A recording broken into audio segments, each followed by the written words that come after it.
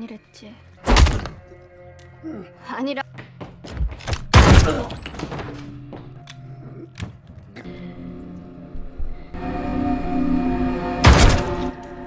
Hai Sobat RD semua, selamat datang kembali. Kali ini Mimin akan membahas alur cerita film The Witch Subversion. Film ini menceritakan tentang sebuah eksperimen gila untuk menciptakan sebuah kejahatan.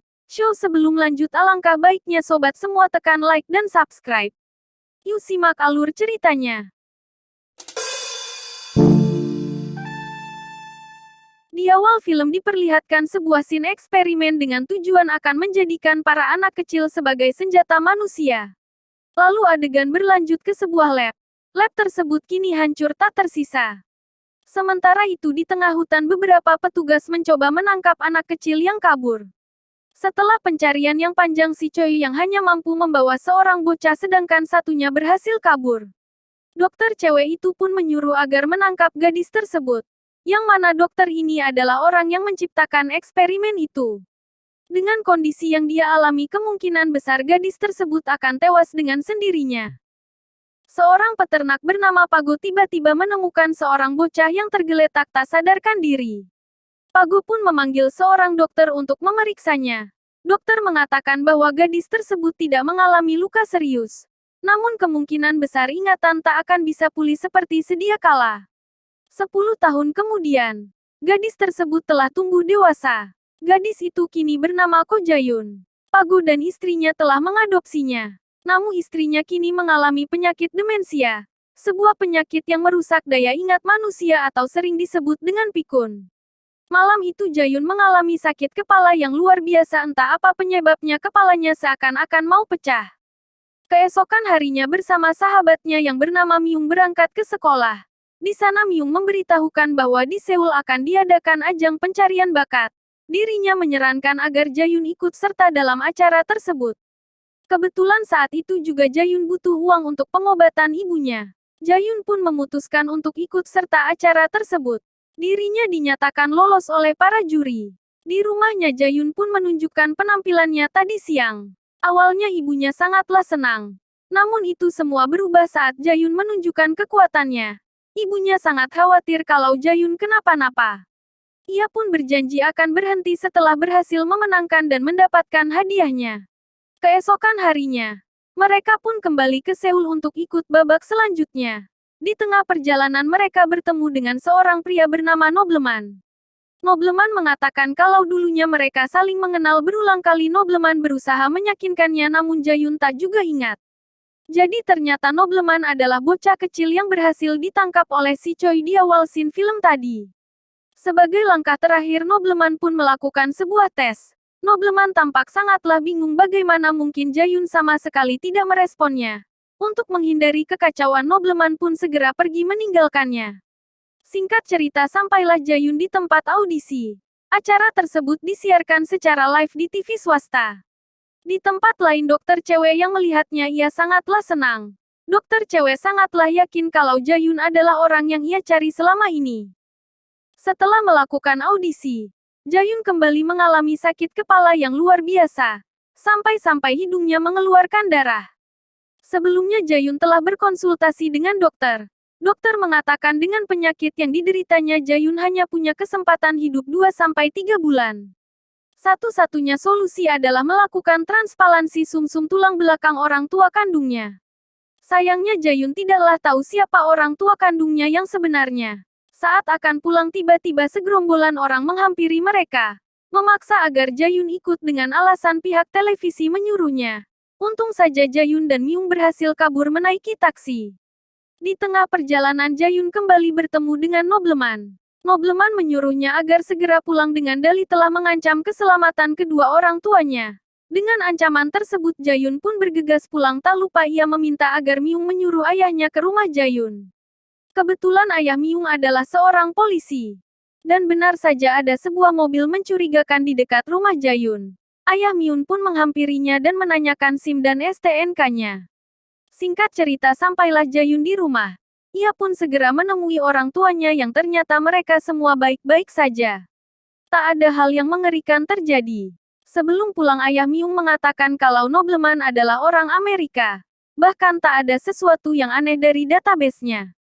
Namun baginya Nobleman adalah orang yang mencurigakan. Di sisi lain Nobleman bersama teman-temannya telah menghabisi seorang profesor yang tak mau diajak bekerja sama. But I got so bored.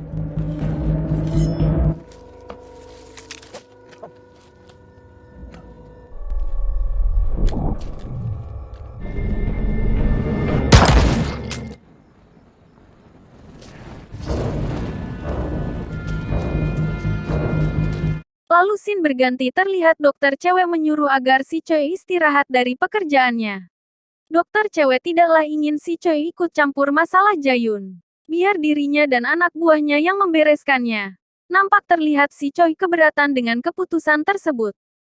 Setelah itu si Choi bertemu dengan atasannya. Di sana Pak Bos menyuruh agar si Choi membunuh dan membawa kepala Jayun. Malam itu Jayun makan malam dengan keluarganya terlihat suasana sangatlah membahagiakan. Myung menceritakan grup penggemar Jayun yang ia buat. Tiba-tiba suasana tersebut menjadi mencekam. Istri Pago tidak mengenali putrinya. Ia tidak menyadari kalau orang yang di depannya adalah Jayun. Ketika malamnya saat tidur tiba-tiba Myung terbangun dirinya harus segera ke kamar mandi. Saat itu juga Jayun menyadari kalau ada orang asing yang masuk ke rumahnya. Ia pun segera keluar dan mencari ibunya. Namun ketika keluar kamar ada seorang yang menodongkan pistol ke kepalanya Jayun. Mereka adalah anak buah si Choi. Salah satu dari mereka mengingatkan masa kecilnya waktu itu ia hampir tewas karena serangan Jayun. Lalu ia pun menyuruh agar Jayun mengeluarkan kekuatannya. Jika tidak maka mereka akan membunuh Myung. Awalnya Jayun menyangkalnya namun karena salah satu dari mereka telah melukai Myung. Secara tiba-tiba Jayun langsung membunuh mereka semua.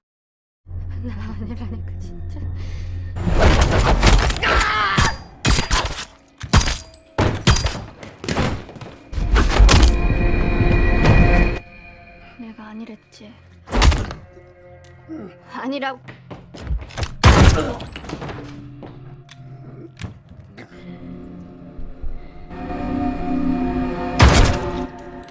Setelah itu datanglah Nobleman di sana.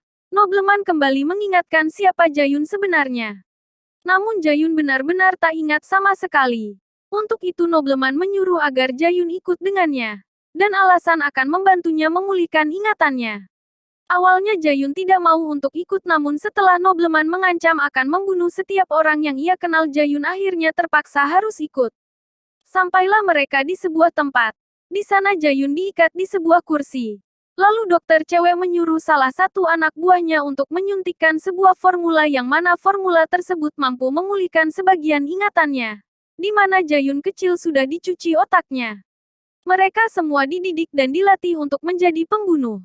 Dokter cewek kembali meyakinkan bahwa Jayun adalah ciptaannya yang paling sempurna. Tak ada yang bisa menandinginya. Hal itu disebabkan karena otaknya telah dicampur dengan sebuah formula peningkat fisik dan virus kejam. Namun saat percobaan tersebut berhasil markas besar mulai merasa takut. Tak ada yang bisa mengendalikannya. Markas pun menyuruh agar proyek tersebut dihancurkan. Tapi sayang dokter cewek tak mampu menghancurkan karyanya sendiri. Waktu itu dokter cewek membiarkannya pergi dengan asumsi otaknya akan meledak menurut analisisnya.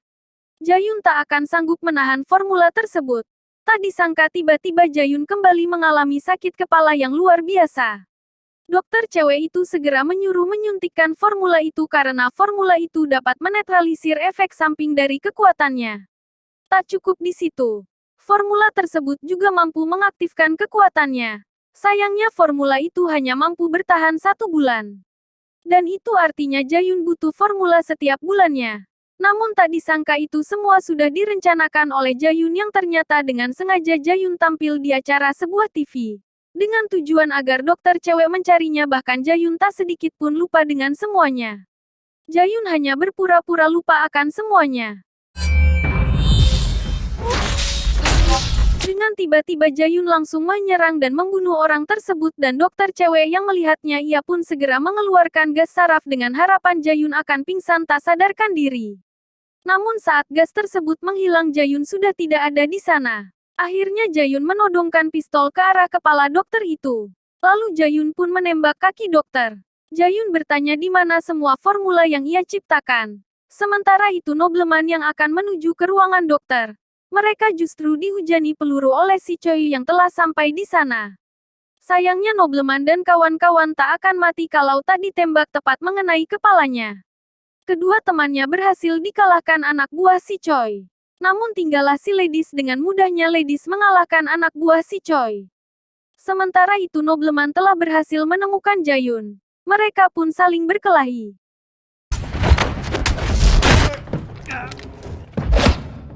느리네.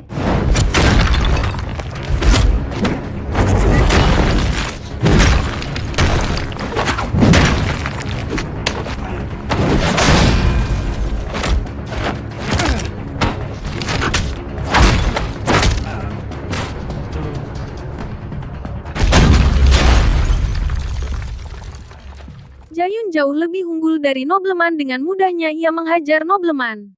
Saat dia akan membunuh, tiba-tiba saja sebuah peluru telah mendarat di bahunya. Si Choi telah menembaknya. Si dokter berharap mendapatkan pertolongan, tapi si Choi justru menembak mati dokter itu. Namun si Choi berakhir di tangan Jayun. Si Ladies yang mencoba menyerangnya dapat dengan mudah dikalahkan, lalu ia pun membunuh nobleman.